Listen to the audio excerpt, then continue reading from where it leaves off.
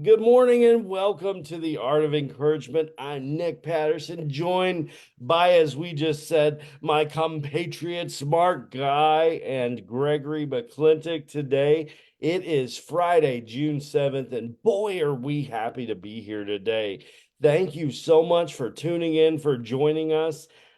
Today's theme is going to be how kindness affects us, how kindness affects encouragement, because the only true form of encouragement comes from a heart that is kind. Mark, you've been talking about this over the last several weeks, just how important kindness is. So today, as I welcome you, tell us what's going on in your world, and then we'll do the same for Greg. But tell me about kindness in your last week as well, please.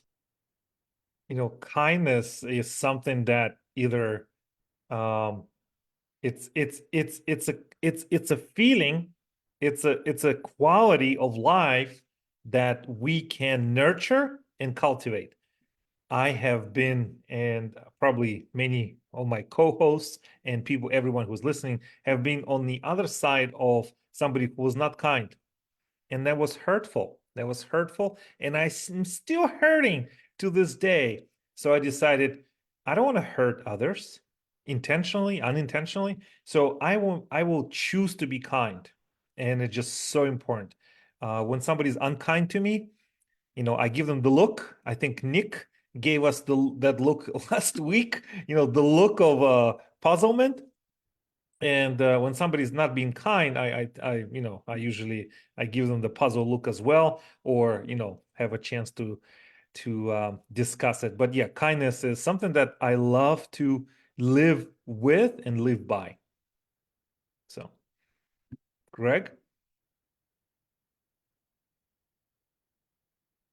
Yeah, good morning, Mark.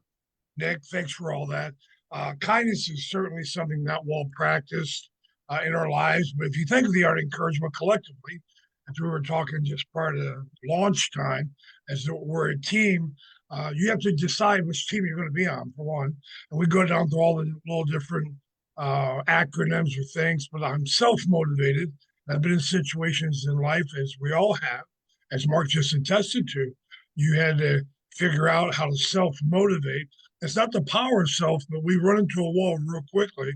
And the Bible teaches me a lot of philosophies, read a lot of different things, but the Bible's always been my go to, my choice of faith. I welcome any faith of anybody that talks to me anywhere in life to be kind, to hear what they have to say about what they believe. But being kind is, as the Bible says, to be tenderhearted, merciful to one another, forgiving one another. They're all inclusive. You cannot be kind to someone by wearing the suit they bought you. That's not a kindness.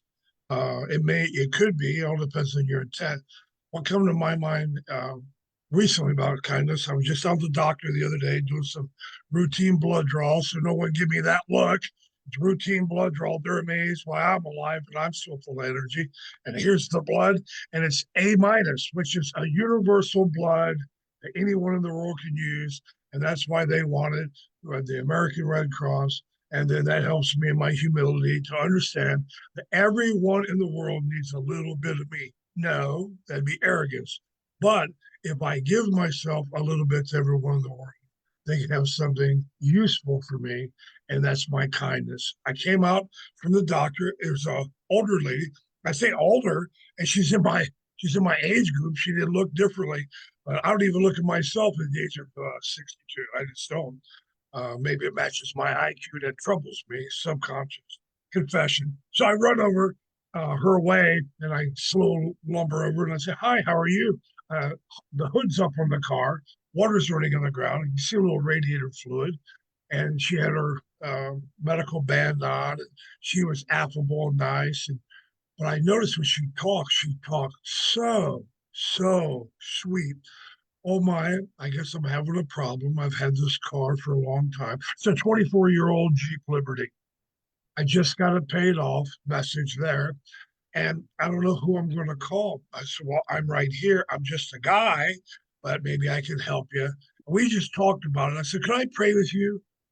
The car's the car. You've had enough of the cars for a while. You already know that that's going to take care of itself. She said, really? You'd pray with me? I said, yeah. Almost told her I'm a minister. I checked that.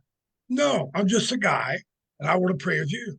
And after we got done praying, she said, well, I've already called relatives. We got done. I walked away. That's all I was able to do. Here's her nephew, a mechanic, tow truck, almost well. But in that moment, I really connected with her. She did more for me than I did for her, but she was surprised that somebody would have come all the way, want nothing, asked if they could pray if she's well, and just butterfly away. That is kindness. And kindness to me is killing the I and never delivering anything from self motive. It kills the I in me, my arrogance and my self promotion keeps me in check. And it's one of the biggest reasons I'm a church greeter. I just love to do it. Nick, what do you think about kindness today? Absolutely. Seneca said, wherever there is a human being, there's an opportunity for kindness. And I absolutely love that because like as you were referring to there, Greg, when we greet people, especially in a church setting, we never know who's going to walk through the doors. In the same way as we go out and about in our daily lives, we never know which opportunities, if we look at people as opportunities for kindness, we never know which opportunities will come our way. And, you know, one of the things that we sometimes may do is we may wait for the other person to approach us or to match their energy. Are they going to be nice? Are they going to be kind? But they may be just waiting for us to show them how. Think about that. They may just be waiting for us to show them how to be kind as we greet them. It could be our influence that changes the way they greet other. And the last thing that I'll say, another quote that I absolutely love before I turn back over to Mark, is Mark Twain said, "Kindness is the language the deaf can hear and the blind can see." Think about that. Kindness is the language the deaf can hear and the blind can see. Mark, your thoughts, buddy? I love that quote. Love that quote. Love that quote. I have used it many times. You know, just Greg was just saying about his encounter on the road, you know, and with this individual, and talking about prayer. You know, prayer is, you know, some of us here on this call are serving in ministry, and someone has served in the past, which I have as well, but I'm not currently active in that service. But you know, when you are working with professional, let's say you're working with a architect, they have a tool, right? You know, they have a computer design tool and they design the interiors, exteriors. When you're working with anyone or you go to the barber shop, what is their tool? Their tool is their scissors or, you know, blade. Um, everyone, every professional has a tool. So I would like to say that we, as kindness, um, you know, pass through entity, maybe we are ambassadors of kindness. Yeah, why not? One of our tools is the prayer.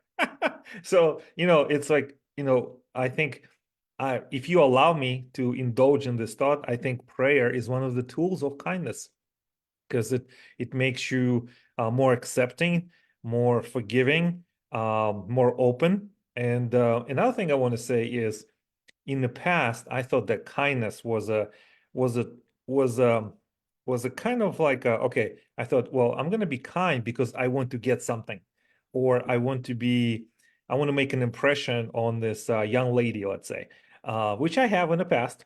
And you know, and my end was, you know, I'm just gonna impress them. I'm gonna be appearing kind. I'm gonna be doing this and this and this and the other, and I didn't really understand the point. And if you are in that position, I don't think there's any shame in it. Whatever way gets you to be more kind, I think over time you will drop your selfishness and truly grow into the person of kindness that you're going for. So I don't think no matter where you start, just start doing it. Whatever kindness means to you, be more of it. Even if you have selfish reasons at the start, keep doing it. And I think over time, you will grow into the person that you really want. Absolutely. And just to engage you guys here, what are some practical ways? Let's say our listeners today, it's not that they're mean, but they really don't know where to start. Perhaps they're introverted and they want to be kind to others, but that requires going outside of their comfort zone a little bit. What are some ways that people could begin this slowly of making kindness, intentional kindness, a part of their daily life? Well, there's many ways. We're currently working on frontline host ministry, big church, local area. And they received me as soon as I came home, loved the people. And so I just said, I just want to be a greeter. Took out a life of its own. They had many people already greeting there. So they started growing exponentially after COVID and all that. Everybody returns to the church, big Easter events. So then we started wearing lanyards and let people designate, at least know we're the designated person, if you allow our talk today, to be kind to the person you can trust for kindness or whatever. And then it got right up to the point of what you're saying, Nick. How can we get people, and we're always in the ministry following our great leadership of my pastors, trying to just do things to get people to break out. If I can get somebody to put a lanyard on and to open the front door, now we put up husband wife teams, that's comfort. Then we found out all kind of things. People don't want to people don't want to greet with their husband or wife. Maybe it's been a bad week. Maybe it's a bad drive to church. They want to serve and be kind. They want to get out of themselves. So we just start mixing people up. If you're on the team, if you want a certain time, or tell us when you're available, or they shoot them a link and then they line up to it. The wall that they hit and that we've hit, it's a human wall. To get people out of their comfort zone is let us, quite frankly, quit letting them have it. Comfort zones can be selfish. That's one step removed from our culture of entitlement. And a lot of people think they're kind when they're being, like Mark said, professionally polite, etiquetely driven, because you're dating someone. You're going to be rude if this girl dumps me, as my wife did when she heard my life story on a video after our first date and didn't talk to me for 3 weeks and then cried and said, God made me call you. I bring that up. Our anniversary's next week. So I bring that up every year. But the point that I'm driving home is comfort zones are to be shattered and to get them out of it. It's a personal choice. And just let people say, listen, what are you afraid of? Do you feel you're selfish? Do you, Mark said it, do you feel you're selfish? Can you get out of it? Are you being polite or are you really kind? Write down for me the last thing you did kindness to a complete stranger. And they'll tell you right where they're at. And it's not a consideration, then you give them an example of how to. Kind of a full circle there. But to get people out, you just have to get an honest talk with someone and just ask them, can I help you? Can I show you how to be kind? But Greg, what if they're not ready for that conversation yet? What if they're not ready to talk? They want to do Well, something, but they're not there yet. well, Um, then Mark, you I'm sorry. that we provide the go-to service. We're having on Tuesday night the house celebrate recovery meetings there. We're going. All of our core team will be dealing with the clients and the people, all the talks. We need people to serve coffee. We need people to count prayer requests. We need people to sit up chairs, take them down, and we certainly trick them in the room because we know when you hear people crying and hurting and saying, "Help me! I don't want to have this addiction anymore." And the room erupts like the Roman arena because a person got up staggering and had 30 days clean and they get a chip. They watch these strange people hug each other. 30 days from what? They're just not doing that thing that has ruined them for 30 years. Then it starts changing. They automatically go to kindness because it's a momentary abandonment of self. Kindness automatically comes out. We Yeah. have We withhold it. Personal prize dignities, that's beneath me, and I can label it whatever. And you don't have to get on the couch and have 8 psychiatrists. Just provide them a way to when they're going to engage people where they think they're safe, and the spirit of the human heart that God has given all of us will take over. Yes, thank you. Tragedy, tornadoes, hurricanes prove that. Thank you. How about you, Mark? Any practical ways for people to engage with kindness if they're just trying to go out of their shell? Oh, this is such a rich topic. I have been blessed to, and I'm still being blessed with working with a team such as this, and also teams in the past where I have worked with trained psychologists and coaches. Remember, if you want to be a coach, you have to have coaches that coach you, mentor you, because you cannot do it alone. You have to take inputs, and then you have to have outputs. So in some of the coaches that I had in the past, we were talking about, we had this discussion groups every week. And every week it's sometimes it was part of mentorship program, some part of was mastermind program. And the topic of kindness was a big topic in our discussion groups. We're saying, what is kindness? How do I feel about kindness? How do I see kindness in others? Why does it matter? And I feel that we, as parents or adoptive parents or family members, we have to show what kindness is to the next generation. Maybe they're, like we're not trying to raise the other people's kids, but we're trying to introduce the concept of kindness. The more we talk about it, or the more we show it, I think the more we can sow the seeds. And on a more practical point is, in your next group, if you don't have a mastermind group, what are you doing? Get one, join us, find one, create one, sign up for one. You need a board of directors of, unemployable experts that you can never pay, but they are part of your core that guide you. You can share what's on your mind. You can share about your successes. You can share about your failures and learnings, and have that board of directors and bring that topic. What is kindness? What does it mean? Are you kind? Why does it matter? Is it matter that I'm kind or I'm not kind? And just have those questions. Is that Carl Jung? He said, the one who looks outside dreams, the one who looks inside awakens. So I think these questions of kindness will stir something up and have those start there. Absolutely. Thank you so much, Greg and Mark, for just, from serving coffee to doing that personal assessment. Those are vital ways for us to reflect on, are we engaging in intentional kindness? Are we willing to go outside our comfort zone, or perhaps what we think we should be doing? Even as simple as writing a review for a server that you have goes all the way in making their day. It allows their management to see them. Don't lie about it, but if you had a good time, just that one review could make all the difference in their career. You know, Yeah. I just feel like I have to step up because yeah, everyone on this call is an entrepreneur, a yes. small business owner, or part of a business, or dreamed about business, or have moved on, or still operates a business. And I see this, and when you starting, nurturing, growing your own business, you think, okay, can I get some reviews on Google Maps or Google Reviews or Yelp or something else or whatever it is?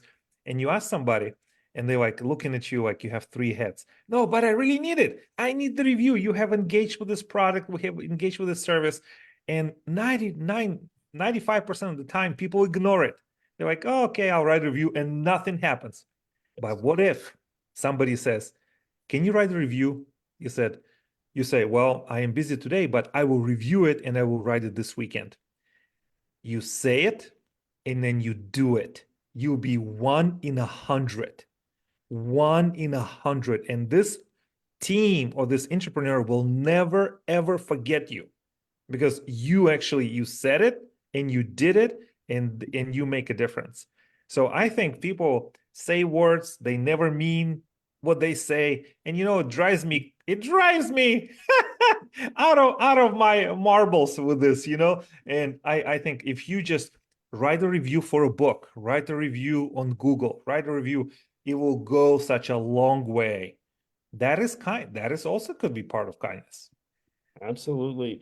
And even as simple again, for those just venturing out, complimenting someone on social media or in a comment section somewhere. Both of you do that so well. I want to encourage you both to keep doing that because I know I felt the affect of it, and I know that others have as well. It's those are like, my favorite little cartoon when I was growing up on the Disney Channel was the gummy bears bouncing here and there and everywhere. And it's like I've had a little bit of my gummy juice there. I'm ready to bounce on whenever someone says, "Hey Nick, good job. You're doing well. I'm proud of you." Those things matter. They really do. And we need to say those things more. If we think it, if we feel it, we need to share it because just like the most kind word is the unkind word left unsaid. Think about that. It's just that silence there. I believe it's kind as well whenever we share with someone when they've done a good job, when they've made a difference in our lives, and we tell them about it. Greg. Sure. This is so natural how we flow. This is not scripted on camera for anybody. We're just guys hanging out, talking about how we enjoy being kind to one another. Last week, live on Facebook for my church was my gifted opportunity, and it is a gift they give me opportunity to teach Bible study for our church. I did it, and it fell to me to teach being an ambassador for the faith. And the text is very clear. Afterward, I got 2, 3 pastors in the room. I get feedback, and intentionally, because you must have that. And rarely are we all together like that because we're so busy. But my senior pastor, Matt Hancock, great guy, up and coming across America, Cornerstone Church of the Nazarene, Williamsburg, Ohio, live Facebook every Sunday, best guy in America. Watch him. I'm not kidding. Say that every week. Told me, said, so what do you think? Well, there's a lot of information. Remember the room. Remember we can talk theology all day and everything. So in his offer of kindness, as I took it, and he's nothing but a cotton ball of kindness, a loving man, he said, less information, high school eligible, sails the room no matter who or where they've studied. It reminds them of an old truth or will stretch somebody, and we lay everybody middle ground. Be kind to the room. I was not unkind, but I thought about that. I thought, if I could reteach that one again. So I go over the notes. 2 days later, I get a call from his boss, unrelated, but my life experience. Hey, can you go 2 hours and 20 minutes away from your at in our district? I'm soon to become a pastor and fill in for a pastor who just had a baby and they would like some time off to rest. A kindness from the director to me, a kindness from my senior pastor to me, and now I get to be a kindness to a guy who just wants to hang out with the wife and the baby. I said, yes, so I'm taking that same study, and if I can reteach it again, the ambassadors of reconciliation, I'm teaching on broken relationships, ultimately a relationship with God, and is not it rich to know the kindness of God toward us all is the theme of a short 20-minute message. But full circle, we need our feedback. We have to have it. Ties in what both of you were saying. Just experience it. Now I get a chance. So I'm already planning what candy can I take?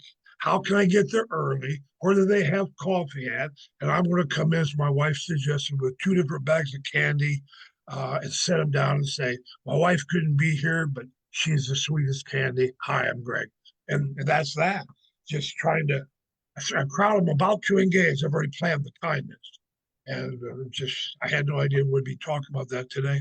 But it's a lifestyle. It's a choice. And you do it well. Both of you do it very well. I'm here. very kind to me to let me dialogue with you, and I mean that. World travelers, and I'm soon to be, because God has made a real promise to me in a darker day that when I speak, whether it be just here or other places, that it'll be transcendent to the dark places He took me from. There's only one or two people in a room I can connect with, but by the world there are billions, and I'm looking forward to it. Mark. I just want to add, in this quest of building yourself as somebody who is consciously kind, we sometimes can take our nose up in the air. And I think we may think, well, I'm trying to be kind, but I don't get anything in return. Or let me teach you how to be kind. I think sometimes we also have to allow for forgiveness. Well, not everyone subscribes to our definition of kindness. So we lovingly have to continue and not be inflexible in our definition of kindness, but to be more accepting. That's what I wanted to say. Yes, absolutely. Last night I was in a meeting and a question was posed. And the question was, would we be friends with someone that speaks to us the way we speak to ourselves? Would we be friends with someone that speaks to us the way we speak to ourselves? It's going to be very difficult as we broach this topic of kindness today, gentlemen, to be kind to others without being kind to ourselves. Give yourself grace that you're extending to other people. That way it's authentic. That way it comes from a place of understanding because you've also experienced your own kindness. And as I say my last words today, I want you to be reminded of a Mendino quote that says this: beginning today, treat everyone you meet as though they were going to be dead by midnight. Extend to them all the care, kindness, and understanding you can muster, and do it with no thought of any reward. Your life will never be the same again. What a challenge is that? You want to learn how to be kind? Treat someone as though they were going to be dead by midnight, and that someone is everyone. Mark, Greg, to close. I'll let Mark close quickly. Thank you for joining us today. And kindness is indeed intentional. I read this morning. I am a miracle. The central fact of our lives today is that the absolute certainty that our Creator has entered into our hearts and lives in a way which indeed is miraculous when we share it. Be kind, Mark.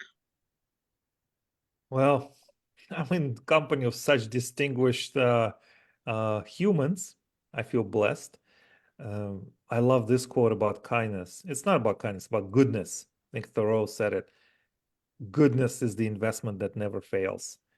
I believe in it 100%. So thank you.